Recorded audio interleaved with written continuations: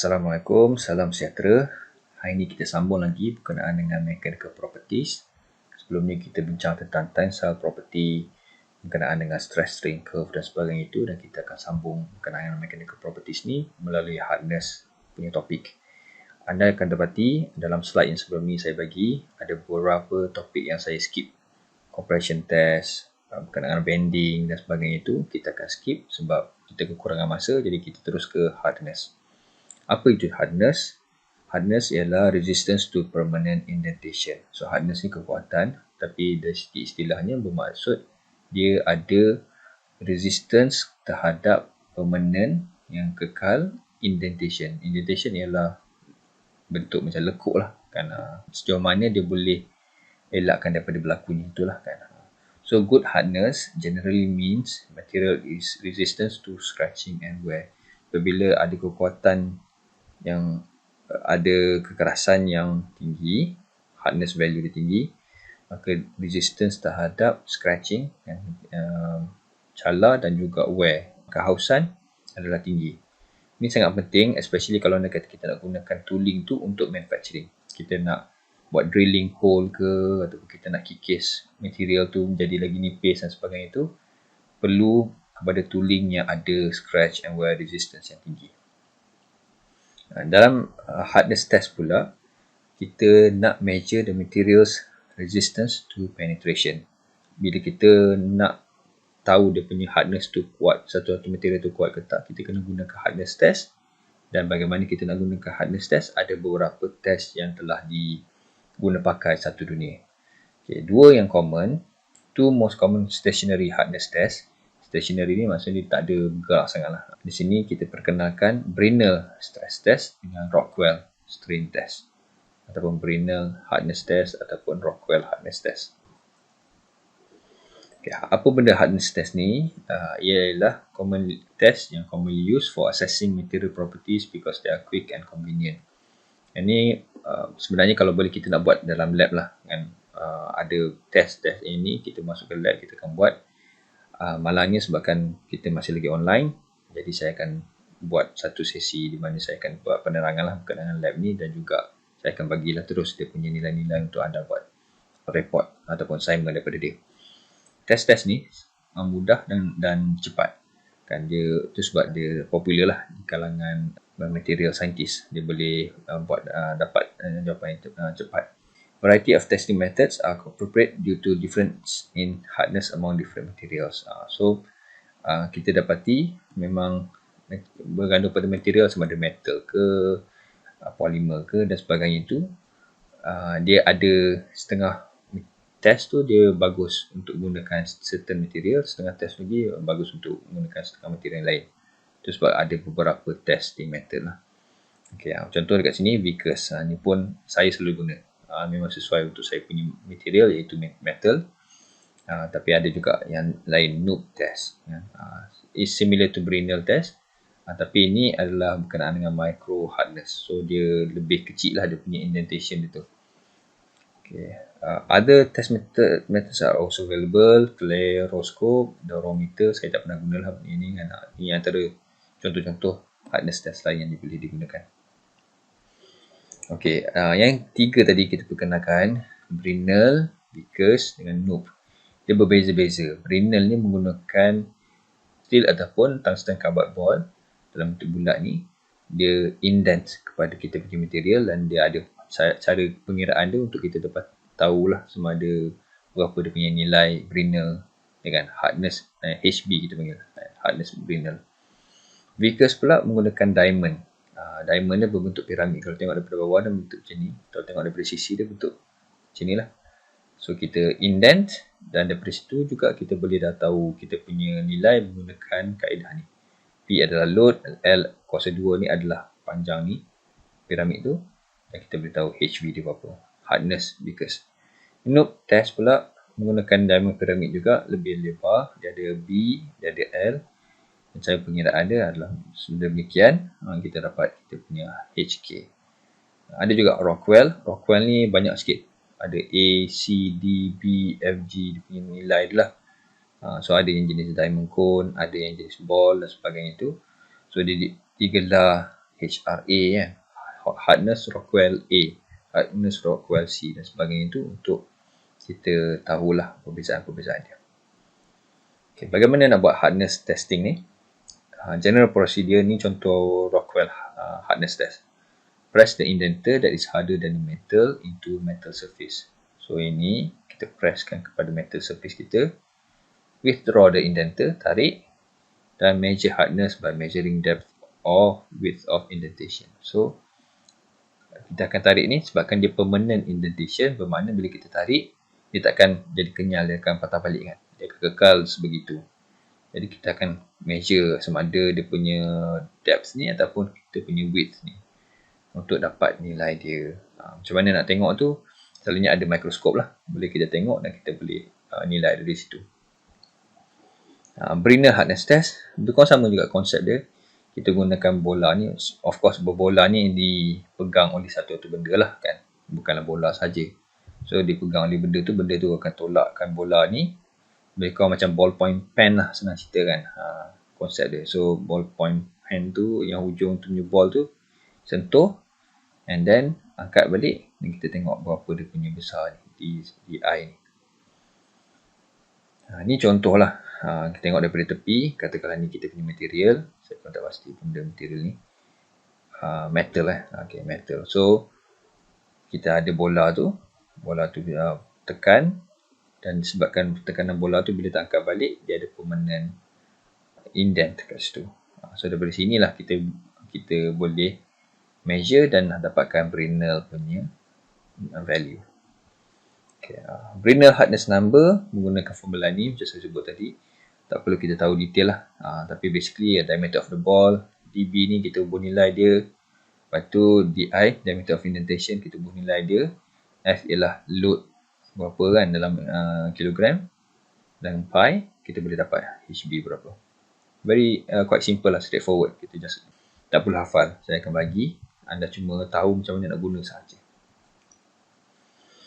Okay, Rockwell hardness test lebih kurang sama juga, another widely used test. Cuma ni guna cone shape.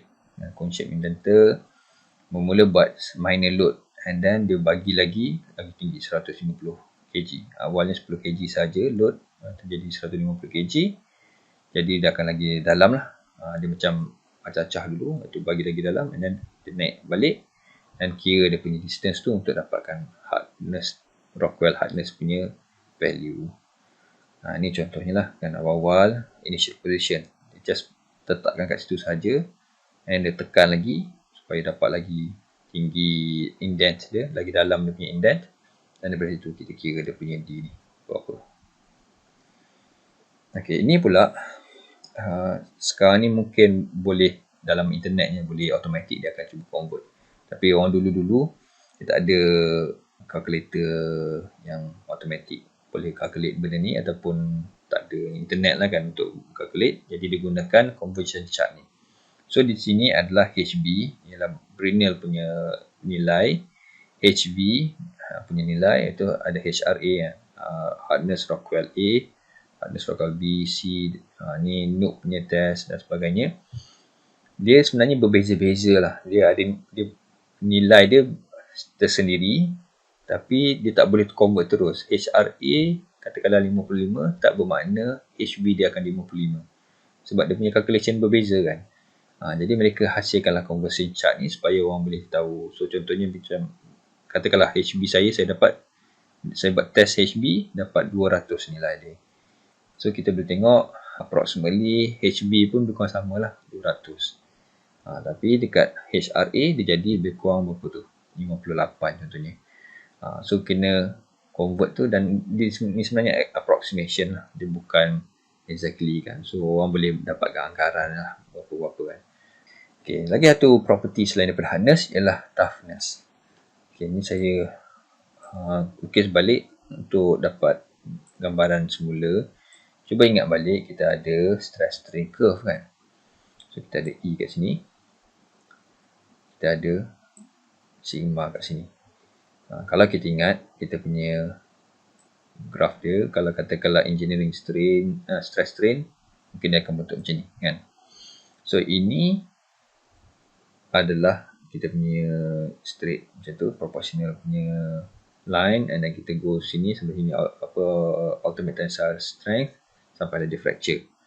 Saya sebut sebelum ni toughness, kalau cuba recall balik, toughness ni adalah area under the curve ni. Sebesar keluasan under the curve ni adalah toughness sesuatu material. Jadi dia berbeza dengan hardness. Hardness tadi cara kita kira lain kan. Toughness ni berbeza pula. Tensile strength pun berbeza kan. Adalah benda ni. Yield strength dekat sini. Jadi bermakna kalau anda kata kita ada material tu yang tinggi dia punya yang ni kan, E dia, modulus of elasticity dia tinggi. Lepas tu dia ada curve macam ni contohnya. Dan dia patah kan. Kat sini dia fracture. So dia punya curve ni, dia punya luas kat bawah ni jadi lagi kecil daripada yang asal kan. So katakanlah ni macam ni kan. Ini katalah material A, ni material B. Kita boleh dapati toughness bagi material A ni adalah tinggi berbanding dengan material B. Daripada kalau anda kata melalui stress strain curve ni, the area under the curve, kita boleh terus anggarkan toughness mana lagi bagus. Okay, so in terms of explaining toughness ni, the measure of the amount of energy yang material can absorb before fracture. So ni sebenarnya bila kita bagi load kepada dia kan, kita tarik satu material kan, katakan material macam ni, kita tarik ke atas, tarik ke bawah ni, material sedang absorb energy kan, dia sedang tahan supaya dia sebelum dia fracture tu. So cara kita nak tahu the amount of energy yang dia boleh absorb ialah berdasarkan keluasan bawah stress curve ni. Dia juga bermakna ability of metal to withstand an impact load without fracturing. So cara nak mudah satunya mengira toughness adalah melalui stress curve ni, tapi dia juga ada beberapa test lah untuk tengok dia punya toughness. So dua test yang famous ialah impact test IZOD dan CHARPY test. So satunya CHARPY ni ialah kita ada material, kita bore, kita ada notch kat sini, kita bore notch kat sebelah sini, lepas tu ada pendulum. Pendulum ni kita tarik, pendulum tahu kan, ada material macam ni, katakanlah specimen ni kita buka sini, nanti saya akan tunjuk dia punya gambar dia, dan kita swingkan pendulum ni kan. So yang pendulum ni akan hentak dekat spesimen ni dan dia akan fracture. Bila fracture tu dia ada calculation dia dari segi tinggi asal pendulum dan sebagainya tu untuk dapatkan dia punya toughness. Satu lagi cara ialah IZOD test ni. So pendulum dia kat atas pula, spesimen macam ni, notch dia kat sini, kita hentak dia kan, sampai ke sini dan dia akan patah dan boleh dikira berapa. So ni adalah CHARPY test. Kita ada satu kepala ni nama hammer. So ni adalah kita punya starting position contohnya. Okay, kita boleh set lah starting position kat sini, kita boleh stopkan dia kat sini. Kita tekan satu button ke ataupun satu trigger tu menyebabkan dia akan swing lah. Dia akan bebas bergerak, dia akan swing. Hentak kat sini, lepas tu dia berhenti kat sini. So dia boleh, daripada sini kita boleh kira lah, daripada asal kan, height daripada sini sampai ke sini, dan end of swing dia sampai ke sini kan. Beza lah antara dua ni kan, dia punya jarak height dia tu. Patutnya boleh sampai ke atas kan, tapi sampai ke sini saja. So dari situ kita boleh buat pengiraan berapa toughness sesuatu material. Ubahlah material, okay, try dulu steel contohnya, betul aluminium pula.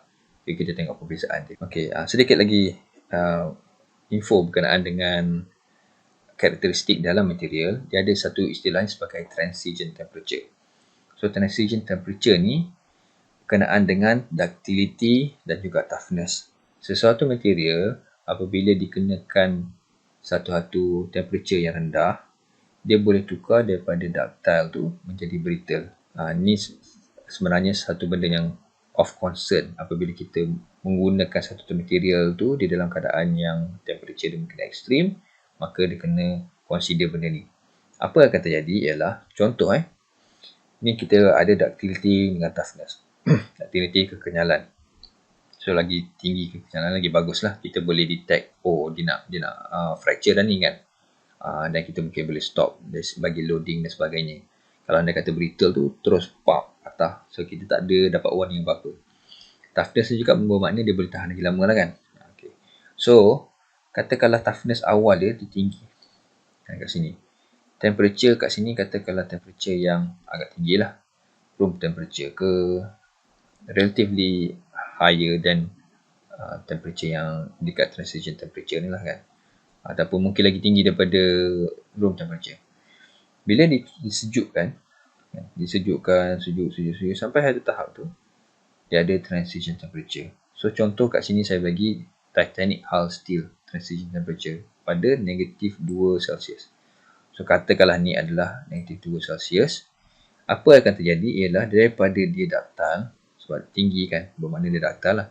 Makin lama makin rendah sampai satu tahap kita dah tak boleh panggil dia sebagai ductile lah. Dia dah jadi brittle. So apa area curve tu daripada sini ke bawah ni kita panggil dia sebagai brittle lah. Kan dia rapuh. Sebab apa rapuh? Sebab temperature dah rendah dan rupanya bila temperature rendah dia boleh bertukar daripada ductile tu menjadi brittle. So dia panggil brittle to ductile transition. Dan transition temperature tu adalah temperature yang kita kena concern. So katakanlah yang case ni negatif 2 Celsius, kita kena pastikan kita punya temperature yang kita selalu gunakan material tu tak bawah daripada negatif 2 lah. Kalau tak boleh, memang terpaksa guna kat tempat-tempat sejuk, yang kita kena cari material yang dia punya transition temperature dia lagi rendah kan. Kita tak nak negatif 2. Negatif 2 tu terlalu agak tinggi jugalah kan. Boleh katakan mana-mana yang ada tempat-tempat yang bersalji semua tu, negatif 2 tu agak biasa lah kan. So kena mungkin dia tahan sampai negatif 20 ke, baru dia ada transition temperature kan. Sebab kita tak nak tu lah. Ductile ni bagus, tapi kalau anda kata satu tahap tu dia jadi brittle, mungkin jadi tak bagus pula pada material tu. So kita nak elakkan. Ini contoh-contoh curve lain, saya tak pergi detail lah ya, tapi boleh nampak lah daripada atas ni dia boleh turun sampai ke bawah ni. Okay, seterusnya saya nak perkenalkan kepada kamu beberapa property of material yang lain, iaitu fatigue of metals, creep of metals dan fracture of metals. Untuk case dalam konteks ni kita akan bincangkan berkenaan dengan metals lah. Walaupun material lain pun ada juga sifat-sifat ni, cuma yang penting kali ni kita fokus pada metals sahaja. Okey, apa itu fatigue failure? Metal parts are often designed under assumption of a single static load with a factor of safety around 0.5 of yield strength. So, katakanlah kita ada tadi kita punya stress strain curve, kita ada contohnya bentuk macam ni. Jadi kita punya yield strength kat sini kan. Okey, bermakna apa-apa load yang kita bagi, kita nak elakkan sampai ke sini, sebab nanti lepas daripada sini, kalau terlebih sikit je dia dah ke arah jadi plastic deformation. Cuba ingat balik, kita ada plastic deformation kat sini, ada elastic deformation kat sini kan. So kita nak benda tu jadi elastic. Kalau anda kata lebih daripada yield strength ni, maka dia jadi plastik, dia akan jadi permanent lah. Dia punya deformation tu kan, kita nak elak. So nak elakkan daripada lebih, kita akan selalunya bawah akan buat load dia lebih kurang lah daripada nilai yield strength ni. Katakanlah kat sini kita punya yield strength. So apa-apa application nak guna material tersebut, ni satu material material dia mungkin macam ni contohnya bentuk dia. So dia punya yield strength kat sini kan. Jadi kita nak elakkan daripada sampai ke sini lah. Kalau material ni material A, ni material B, kita guna material A, nak elakkan sampai ke sini. So kita nak be very careful, kita go with 0.5 of yield strength. So daripada yield strength sini 0.5 daripada dia bukan sini lah nilai dia. Kalau yang material B ni mungkin kat sini kan. Maksudnya kita bagi load dia jauh lagi rendah sebelum dia sampai ke yield strength ni, supaya nak kekal di dalam kita punya elastic deformation stage.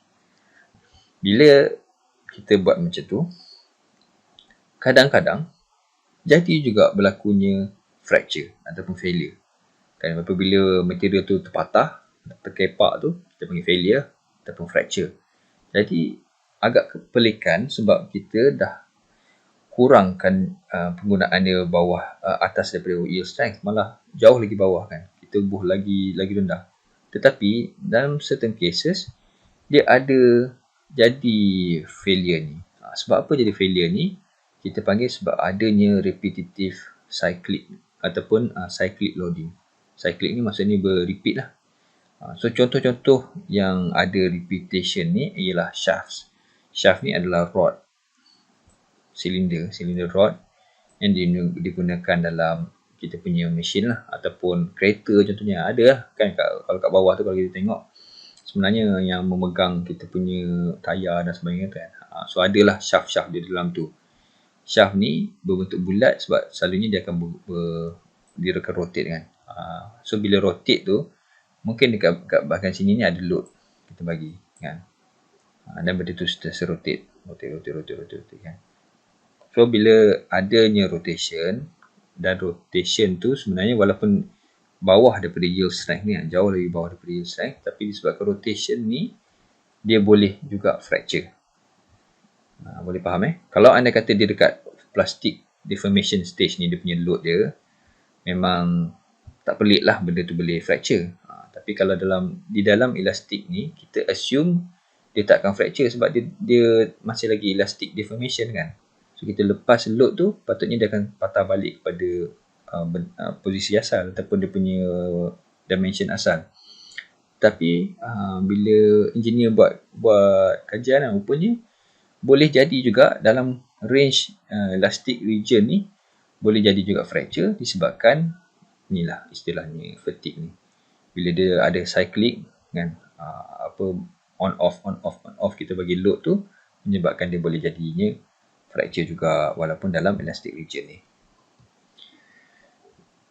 So akhir sekali fatigue failure ni bila dah kita bagi banyak tu, akhirnya dia akan membesar sehingga kan sampai satu bahagian yang mana dia boleh terus pump kan, fail terus, fracture terus kan. So ni adalah dia punya fatigue fracture stages. First, nucleation. So katakanlah kita ambil shaft tadi, kalau kita potong, kita tengok dia punya cross section kan, tengok bulat ni. So mungkin start dari sini, mungkinlah ada macam cala ke apa ke kat sini kan. Dia dah mula start ada kecil cala kat sini, menyebabkan kat sini start berlakunya kita punya nucleation point.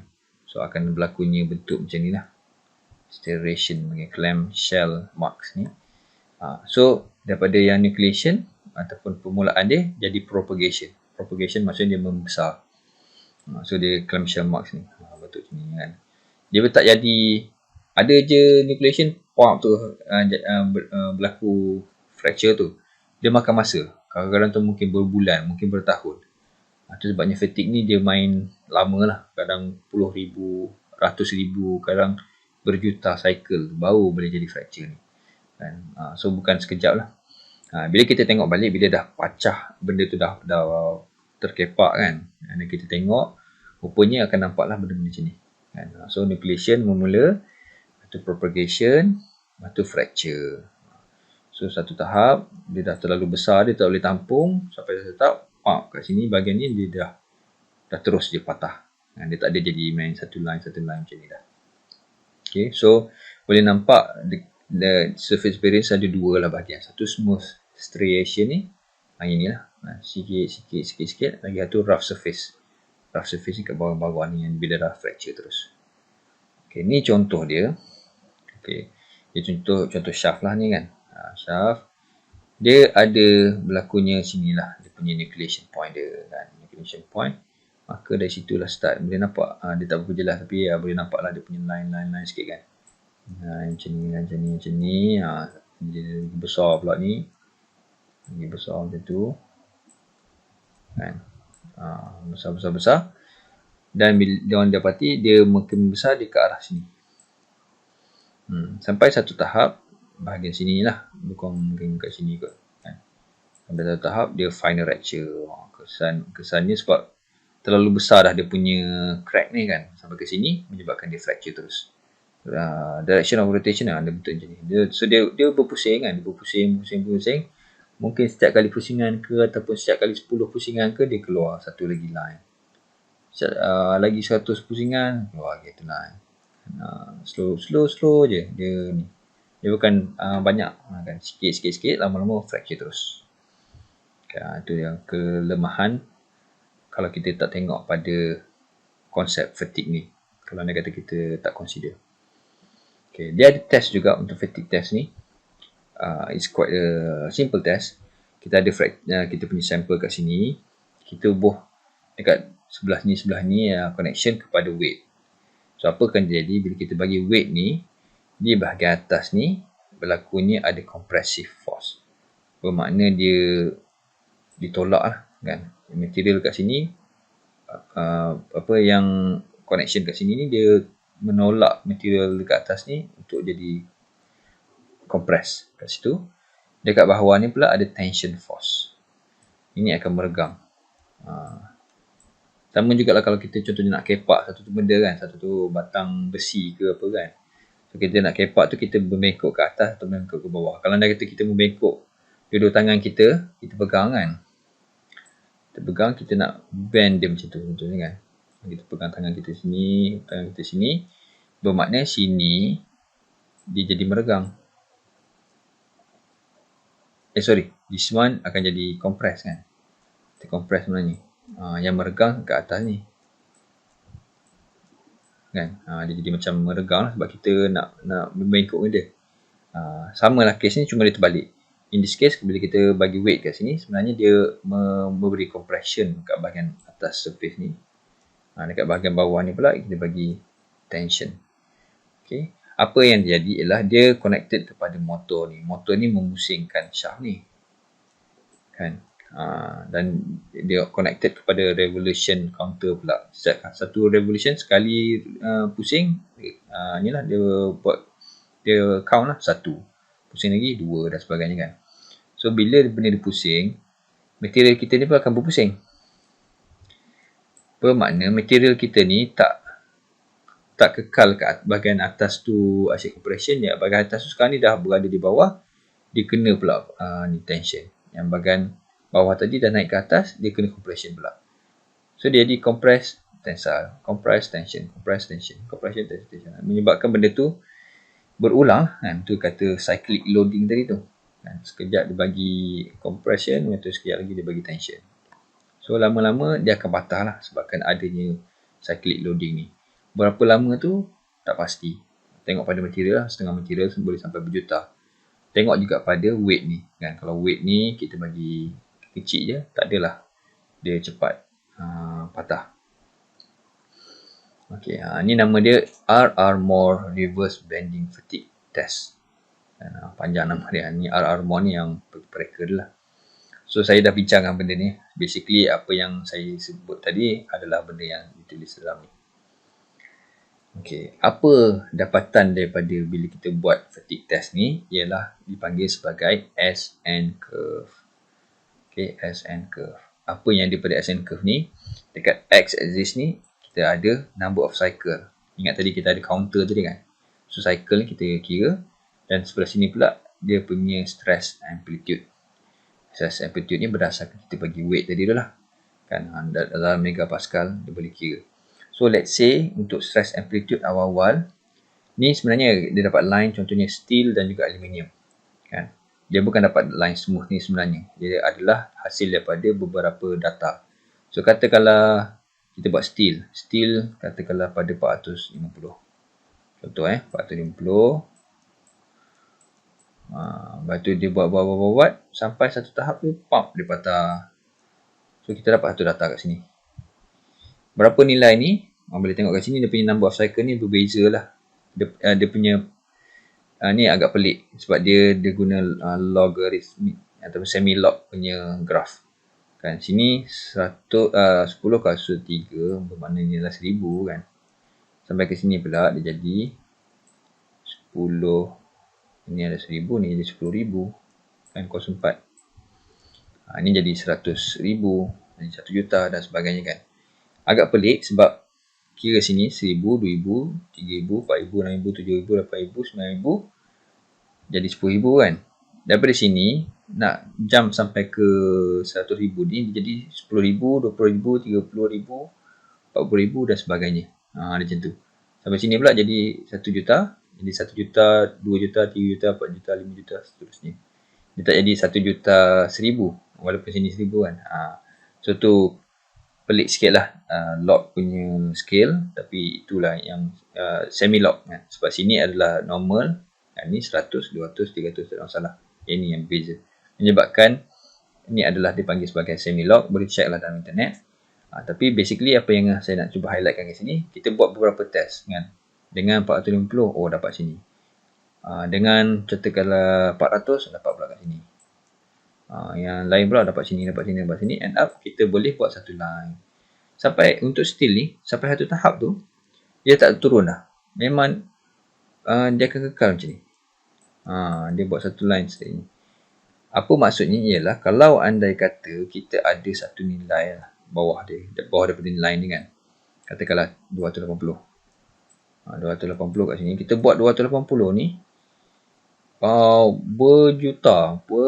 beratus juta kali cycle tak fail kan. Sebab apa? Sebab steel ni ada endurance limit dia panggil. Sampai tahap sini dia dah tak ada. Kalau apa-apa nilai bawah daripada dia, kita guna nilai tu untuk kita punya test, kita akan sampai infinity. Maksudnya dia tak akan fail seumur hidup kan. Tu kelebihan bila kita tahu, bila kita dapat buat SN curve ni, bila kita sampai satu tahap dia benda tu jadi straight je, bermakna bawah apa-apa value bawah tu kita guna, kita boleh gunakan dia forever.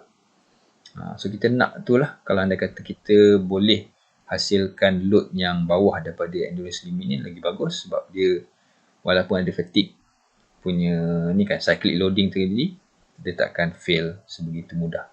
Dan dia akan secara infinity-nya, in teori dia akan kekal, takkan fracture lah. Okay, ni untuk steel. Kalau aluminium dia tak ada endurance limit. Dia makin lama makin turun bawah. Steel ke turun bawah. So kalau buat kat sini sekalipun, mungkinlah sampai mungkin berbilion sekalipun kan cycle, tapi masih juga ada certain time tu dia akan fracture juga. Case yang sama juga, kita buat sikit-sikit kan, buat beberapa data, dah dapat banyak data tu kita buat plot macam ni. Okay. So itulah dinamakan sebagai SN curve. Ni pun saya dah bincangkan tadi lah.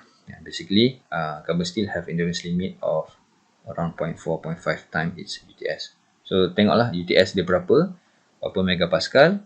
So separuh daripada UTS ataupun 0.4 daripada UTS tu adalah kita punya usually dia punya endurance limit. So bawah daripada tu tak ada masalah. Okay. Ni yang penting ni kan. A component can have an infinite life if designed with stress level below the endurance limit.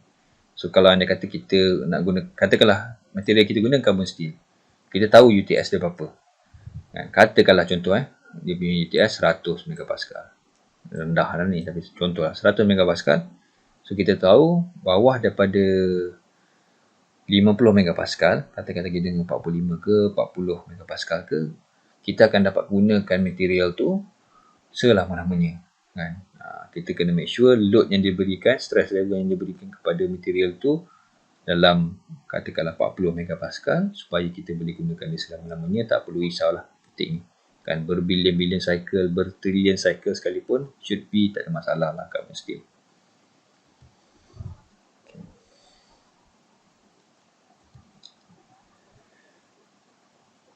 So factors that affect the fatigue strength of metals. So kena consider ni juga ada 4 faktor penting dalam menghasilkan fatigue strength yang berbeza. Macam saya sebut tadi, metal, aluminium berbeza kan, steel berbeza, titanium dan sebagainya itu berbeza. So apa yang membezakan? Satunya stress concentration. So kalau anda kata ada material kita ni sharp corner, kita kena elakkan kan. Kalau katakanlah shaft tu kan, janganlah ada kat sini ada cala sikit ke kan, tak buat secara kemas ke, menyebabkan benda ni lah dia akan jadi fracture dengan mudah kan. So kita kena elak sharp corners. So apa sharp corner ni? Sharp corner ni dianggap sebagai stress concentration area. kan, stress concentration area. Dia akan jadi mudah untuk fracture sebabkan ada lah bentuk-bentuk macam ni, kan, sharp corner ni. Okay, kalau sharp corner dekat bahagian lain pun dia juga, kalau katakanlah bukan shaft, dia bentuk bentuk rectangle ke kan, bar tu, so kenalah bagi rectangle tu cantik sikit kan, bagi ada bengkok sikit, jangan ada sharp corner ni, sebab dia boleh mengakibatkan fatigue dia rendah.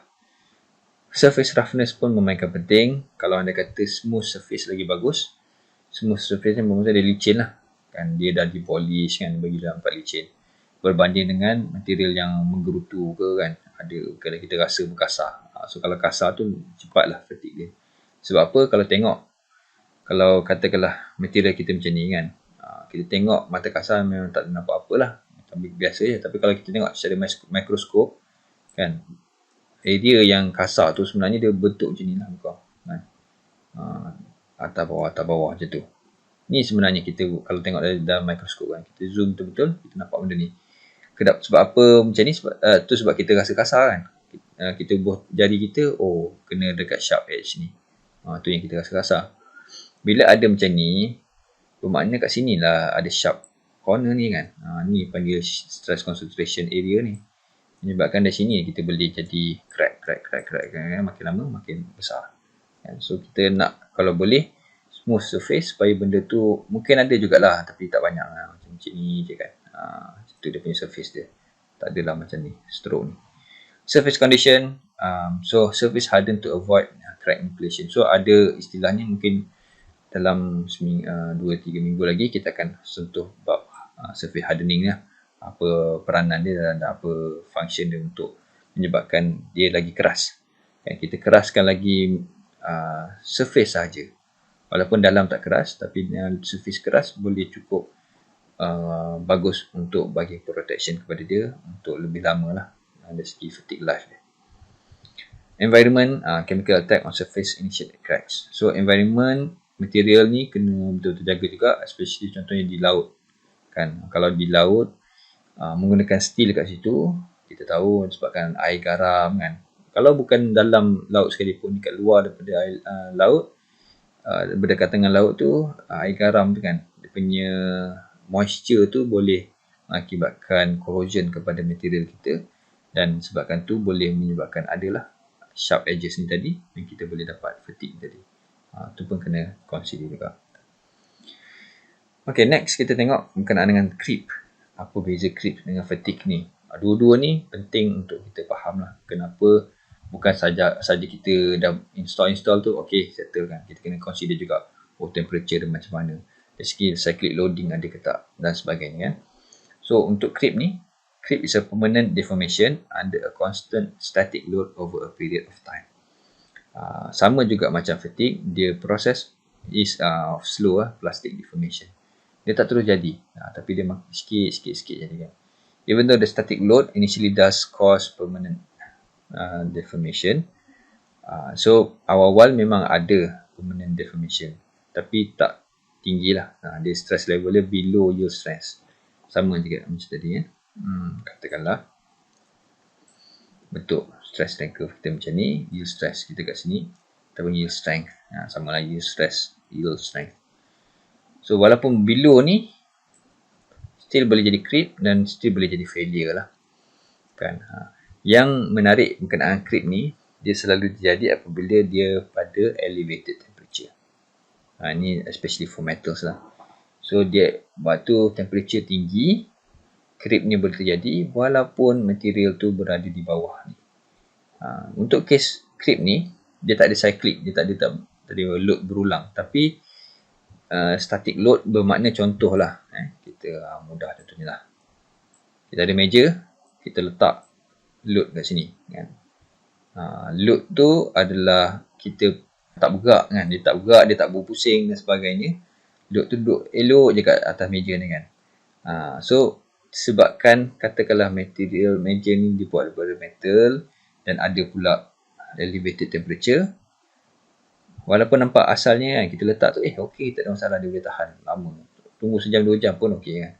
Tapi sebabkan proses creep ni lama kan, static dia slow, ada plastic deformation. So daripada nampak okey je, bila temperature tinggi, dia boleh fracture kan. Dia boleh patah kat sini.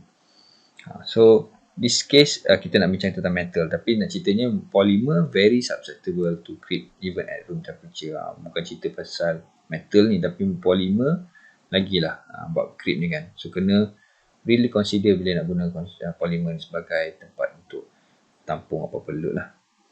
Creep is important in high temperature application. So kena tahu kalau kita bermain dengan gas turbine, steam lines ke, nuclear reactors ke, creep, pengetahuan berkenaan creep ni sangat penting. Okay, so apa benda testnya? Dia involve subjecting a specimen to a constant tensile load at certain temperature. So apa kita guna untuk creep test ni? Bagi temperature, kita bagi pula tensile load. Measurements are taken for changes in length. So dari segi strain tu, dia akan slow tapi lama-lama dia naik. Dia besar kan. So tu kita nak elakkan. Creep test results are presented as creep strain versus time at a constant stress and temperature. Okay. 3 stages of creep. Dia ada 3 fasa, primary, secondary and tertiary. Jom kita tengok dalam graf. So kalau ada strain kan, memanjang, kita bagi tensile load kan. Dari tensile load, kita tarik kan, lama-lama dia akan memanjang lah kan, due time, sebabkan kita bagi elevated temperature lagi tinggi. So due time dia memanjang, dan kita tengok graf dia strain versus time ni macam ni kan. Primary tu dia berbentuk macam ni, secondary ni almost straight, and then tertiary ni pula membentuk mendongak ke atas kan, exponential punya increase. So awal-awal akan naik dulu sebab kita dah bagi load tadi kan. So daripada awal mungkin daripada kosong dia punya strain tu dia boleh naik, tapi dari situ dia biar je kan, dengan temperature tu, dengan load yang sama, lama-lama dia naik kan. Berbeza dengan tensile test biasa. Tensile test biasa memang kita bagi load dia tinggi kan, sikit kita naikkan. Untuk case creep ni constant stress, maksudnya kita bagi satu load sahaja kan. Contoh kita ambil dalam graf tadi, stress strain curve, you stress kat sini, kita bagi ambil katakanlah nilai kat sini kan. Kita bagi nilai kat sini, tak ada beza apa pun dia punya load tadi, cuma temperature kita up kan, bukan room temperature, mungkin 100 ke, mungkin 200 Celsius ke contohnya kan. Okay, dalam 200 Celsius menggunakan constant stress kat sini, apa akan jadi kan. So kita akan dapati benda tu, kalau material tu susceptible to creep, akan jadi macam ni kan. First primary dia panggil, and then secondary straight, tertiary naik atas. Okay. Begins with an instantaneous rapid elongation. Sebab awal-awal tadi lah kan, kita tarik bagi load tu memang terus dia akan jadi strain berapa nilai ni lah. And then creep rate, dia sangat kecil kan. Dia kan macam kita tu very slow, jadi diguna d epsilon over dt, slope of the creep curve tu. So apa bezanya? Primary creep is where the creep rate progressively decreases with time. Dia rate dia walaupun tinggi awal-awal, lepas tu lama-lama dia perlahan-lahan. Lepas tu creep rate is constant. Kat secondary stage tu dia bentuk straight je lah. Constant lah dia punya ni kan, creep rate. Dan akhir sekali creep rate, tertiary creep, dia akan naik atas. Itu exponentially rapid increase with time to the strain and fracture. So dah sampai tahap ni memang kita boleh tahu, ni dah dalam keadaan bahaya, kena stop lah kan. Okay, dia dapati kalau anda kata kita guna low temperature ataupun low stress, dia akan rendah je lah. Tapi bila guna medium temperature ataupun medium stress, dia punya creep untuk macam ni. High temperature or high stress macam ni pula kan. So very small primary punya stage, secondary stage kat sini mungkin barangkali, and then third stage tu tinggi kan, laju je dia naik. So higher temperature ataupun higher stress akan mengakibatkan dia punya curve tu berbeza. Okay, so the shape of creep curve depends strongly on the applied stress and temperature. Secondary creep is a constant creep rate. For design data purposes, the specimen is subject to the minimum creep rate of 10 to the power of -5% per hour. So ni ada rate lah, saya pun tak pernah buat creep test ni, tapi ada rate tersendirilah berapa banyak kan. So dia kena bermain masa, mungkin sehari, seminggu, sebulan kan, barulah fracture benda tu. This data is used for design purposes. So kita menggunakan ni untuk tengok pada situasi macam mana kan. Okay, temperature berapa kita akan guna kat situ. Kita kena tengok sama ada creep kita ni akan terjadi ke tak lah dengan material kita. Okay, ni akan kita bincangkan di Advanced Mechanical Engineering courses lain. Okay, so dari gambaran daripada 2 minggu lepas, kita bincangkan tentang 4 lah jenis fracture. Dia boleh jadi static load, impact load, cyclic load dengan creep load. Semua ni boleh mengakibatkan fracture kepada material kita. Static load ni contohnya macam kita guna tensile tadi kan. Dia sebenarnya bukan static, kita panggil sebagai quasi static load. So kita tarik, lama-lama dia fracture kan. Ataupun impact load. Impact load kita bagi notch tadi, boleh ingat kan, kita ada bagi notch, kita guna Charpy test. Kita buat pendulum tu swing sampai kita pecahkan dia kan. Itu satu kaedah fracture yang kita boleh hasilkan. Cyclic load, ni kalau anda kata kita bagi dia sentiasa ni lah, berulang kan, berputar-putar tu, ada sekejap compression dan juga tension lah, compression, tension, lama-lama dia akan fracture. Ataupun creep load, kita bagi dia satu load constant, kita bagi temperature dia pun constant, kita akan dapati rupanya dia akan memanjang tanpa kita sedari kan. So up to one point kita akan fracturekan dia juga. So apa maksud fracture kat sini yang boleh kita bincang kat sini kan. Fracture is the separation of a solid under stress into two or more part. Itu je lah basically. Dalam fracture ni, kita ada nama istilah sebagai ductile fracture ataupun brittle fracture. Kita dah sebut betul sebelum ni kan, brittle ni maksudnya dia rapuh. Ductile ni lebih kenyang. Kadang-kadang material tu ada sifat ductile, ada setengah tu dia sifat brittle, ada juga yang jenis mixture. Dan, macam mana kita nak identify ductile ke tak? Ductile ni mudah kalau kita buat tensile tu, dia ada necking. Kan, macam saya sebut, kalau anda kata ductile fracture, dia punya graf stress strain curve tu dia akan jadi macam ni lah kan, belakang ini, lepas tu fracture kat sini. Kalau brittle sangat material tu, setengah steel tu dia brittle, apa akan jadi? Straight, pump terus kat sini. Ada juga macam-macam jenis curve dia. So kalau yang ni kita panggil sebagai brittle ductile sebab dia ada elongation. Bahagian ni pula tak ada. Lepas elastik tu dia terus ni, ataupun kadang tu straight, adalah sikit ke curve atau terus patah kat sini. Ni kita panggil sebagai brittle fracture. Kita ada lagi cara lain lah untuk kita kenali antara dua-dua ni. Okay, untuk ductile fracture macam saya sebut dia ada necking. Kan, kalau anda kata tengok tadi, ni kita punya dog bone shape tensile tu kan. Kita nak fokus dekat bahagian tengah ni. Ni adalah yang kita tunjuk ni. Okay, so bila tengok kat tengah ni, sebenarnya apa yang terjadi, kalau kita boleh x-ray kat dalam lah, sambil dia tarik tu kan, sebelum dia fracture ni, apa yang terjadi kat dalam, rupanya dia ada small void sebenarnya. Ada ruang-ruang kosong berbentuk bulat, dia mula timbul. Ada beberapa lah kat dalam tu kan, dia mula timbul. Lepas tu void coalesce. Lepas tu yang void ni, dia akan mula bercantum antara satu sama lain daripada dalam. Dia bukan daripada luar, daripada dalam. Dia dah bercantum, lama-lama dia jadi satu bentuk yang besar macam ni lah. Bila macam ni, material tu dah mula susah nak tampung dia punya load tu, bila dia makin tarik tu, menyebabkan akhirnya berlakulah sharing, maksudnya dia fracture kat sini.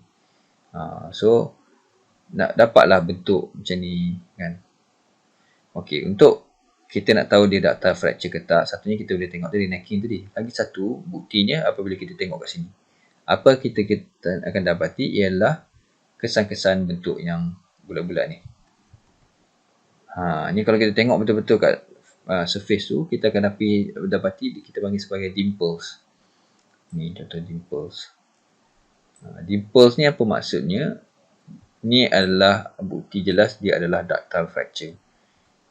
Dimple tadi ingat dia adalah daripada bulat-bulat ni kan. Bila bulat-bulat ni cantum, lama-lama dia fracture kat sini. Kan? Dekat tengah-tengah ni. Bermakna bila kita tengok kat sebelah ni punya area, nampaklah separuh daripada bulat tu. Kan? Macam mangkuk-mangkuk ni. Kan? So, itu adalah kita punya dimples indicating ductile fracture. Failure and fracture of materials in tension pula, menariknya dia ada berbeza-beza. So, ni contoh mudah untuk kita tengok perbezaan-perbezaan tu lah. Okay. Yang A adalah brittle fracture in polycrystalline metal. Kalau brittle fracture, dia akan bentuk macam ni, straight je, sharp, kan? Dia tarik, satu sampai satu tahap, tiba-tiba terus patah. Tak nampak pun necking macam ni. Okay. And then, untuk B ni, dia panggil sebagai shear fracture. Sebab apa shear dia berbentuk macam ni. Dia ke arah bukan 45 degrees. That's why dia panggil sebagai shear fracture in ductile single crystal. Single crystal dia berbentuk macam ni, dia punya ni beza sikit lah. Tapi macam saya sebut, polycrystalline metal yang selalu kita gunakan, so kita akan usually nampak ni lah.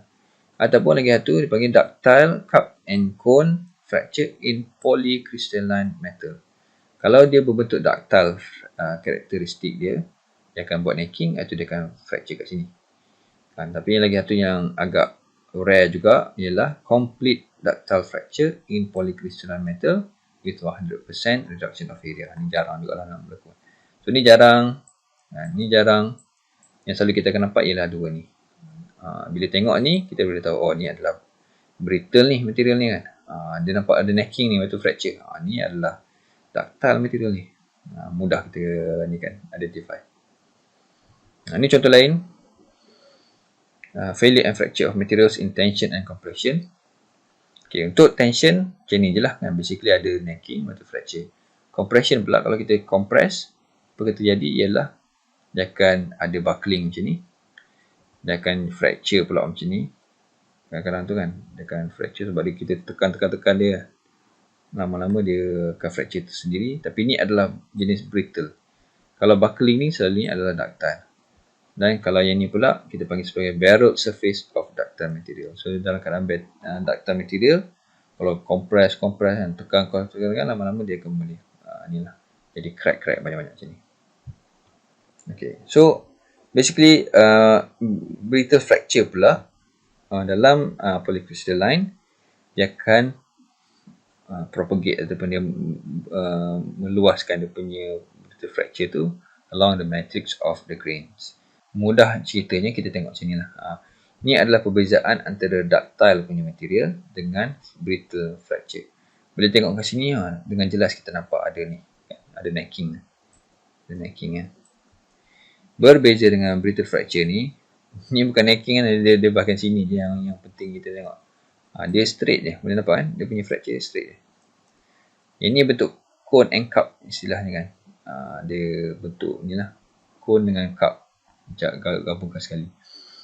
Bila kita tengok dekat area dalam ni, kita dapati dia bentuk macam ni. Dia agak flat lah berbanding dengan dimple-dimple di dalam ductile fracture. Terus ke mechanical properties in design and manufacturing. Kenapa penting kita faham mechanical properties atau material? Ialah kerana mechanical properties ni determines a material's behavior when subjected to mechanical stresses. Kan, macam kita sebut, kita dah bincang elastic modulus, ductility, hardness, various measures of strength. Kan, bila kita tahu material tu punya benda-benda ni, dan selalunya kita akan ada data lah sebenarnya. Kalau material tu yang biasa kita gunakan, ada data lah dari segi elastic modulus dia, hardness dia kan. Tapi kita terhutang budi lah dengan engineer-engineer sebelum ni yang reka material tu dan dia buat test. Kan.